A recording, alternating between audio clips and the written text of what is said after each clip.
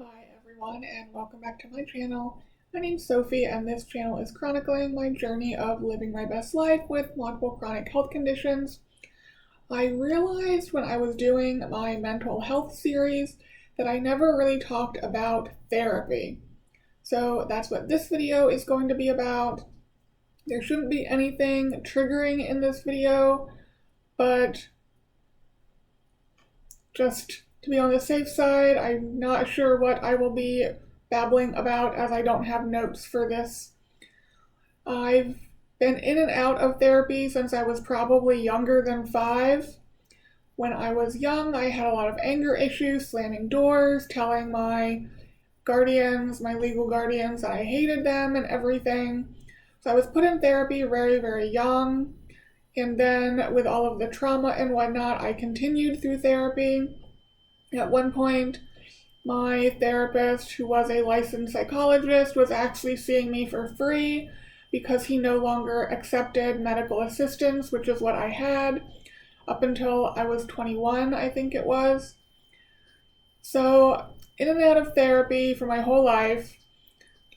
And I guess he was helpful. I don't really remember a lot about it.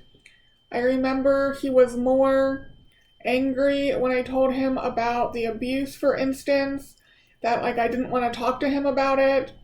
I don't know if he ever knew about the self-injury and the anorexia. He was just sort of hurt almost, sort of like, why are you doing this to yourself type of thing. I don't really think he was the best for me and my situation, but I have no doubt he was helpful to others. Then, when I moved to the East Coast, I saw a therapist who was actually really good. She was the one who, I think I've told this story before, I had said that if I didn't believe that I deserved to suffer, I would probably unalive myself. And she's the one that said, well, what if you thought you deserved to be happy? And that was something I'd never really considered before, and out of all of our conversations, that's basically the only thing I remember. But that was sort of pivotal in that it put the thought in my head like, oh, I could be happy. Like, I didn't know that was an option. Then I was not in therapy for a while. Then I ended up with a string of really bad therapists after my dad died. I had one who was just more interested in telling me that I wasn't as bad as his other clients, and then sort of using me to learn how to deal with the death of a family member, as his uncle had died and his dad was struggling with what to do. So I was almost walking him through, oh, you need to call Social Security, you need to call the bank, you need to do this, and all of that.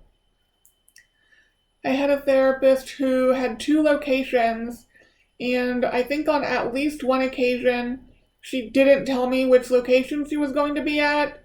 This was before I knew she had 2 locations. So I showed up at the location I knew of. She wasn't there. I called her and she's like, oh, I'm at my other location. I'm like, what are you talking about? So then I had to go to the other location, and that just didn't work out. I had one who basically told me, I can't deal with you. You have too much going on. There's too much trauma. She referred me to someone who she said was a trauma specialist, and that was the person who told me she wasn't worried about me unaliving myself, that it was just a coping mechanism. She kept wanting me to ask inside yourself, which I understand is the whole family system theory, but I just don't get the inner child work. It just doesn't gel with me. I don't know how to respond to stuff like that. So that didn't work out. Just a lot of not good experiences with therapists. I think I mentioned in the anorexia video, the therapist at the time kept telling me I wasn't that bad because my doctor had said I needed to lose a lot more weight before he'd be worried. Obviously that didn't go very well. The therapist I saw when I was first self-injuring saying it was no big deal. I've just not had a lot of good luck with therapists. So the only mental health person I see, who I'm not seeing right now because she's on maternity leave, is a psychiatric nurse practitioner. Normally the sessions are 30 minutes and it's just sort of to talk about medications. With me, because I had so much going on with the doctor's appointment sort of triggering the self-injury, she started seeing me for hour sessions and I sort of just used them to vent and tell her what was going on, and she sort of was able to give me more of a calm reaction to things instead of my wanting to self-injure reaction to things. And it was just nice to be able to talk to someone who wasn't being dismissive for a change about everyone who was.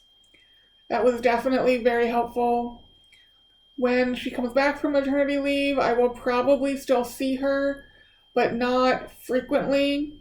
She does not accept my insurance, so it is out of pocket, and it's about $400.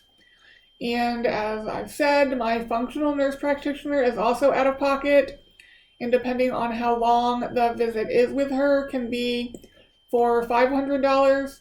So I really don't have like all of this extra money to be throwing around. So I'm not really sure what's going to happen on either of those fronts, especially now with the whole tub repair and taking money that was budgeted for something else and putting it towards that loan. I do get bonuses at work if you hit certain quotas, but they are months behind in paying them out. So eventually when I start receiving them, that will be nice, but that is not now.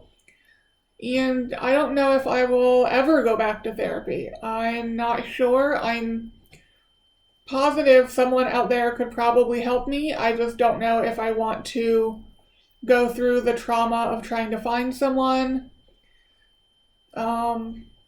That made me remember other therapists who were not great. I had one who told me I was just playing games when I was literally telling her why I believe what I believe and what I needed to work through, because I have a lot of like knowledge when it comes to what's wrong with me. I just don't know how to fix it.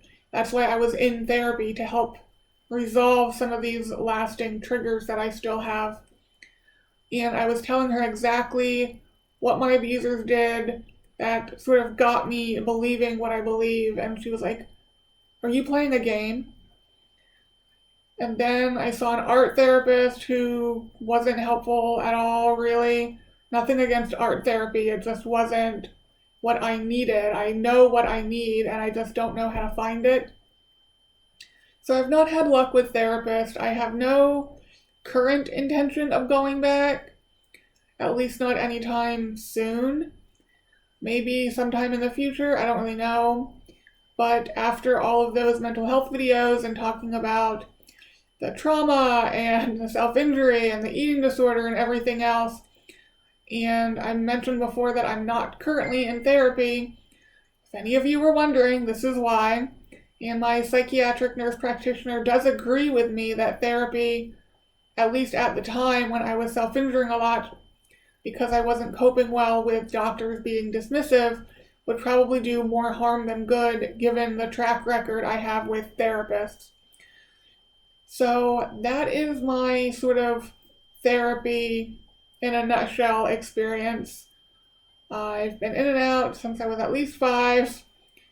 Haven't gone in a few years now, probably since 2020, I think was the last time.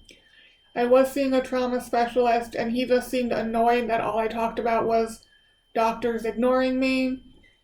He also was sort of dismissive, saying, well, if the doctors say there's nothing wrong, there's nothing wrong. Even though he himself had been dismissed by a doctor and then had a heart attack like the next week. So, I don't know. I really thought he was going to be the one to help me, but obviously not. Maybe someday. Anyway, I don't know when I'll put this up. I have many videos already planned. Probably will be the end of July by the time this goes up. But whenever it goes up, I hope you guys are having a good day whenever it is you're seeing this, and I will talk to you guys next time. Bye, guys.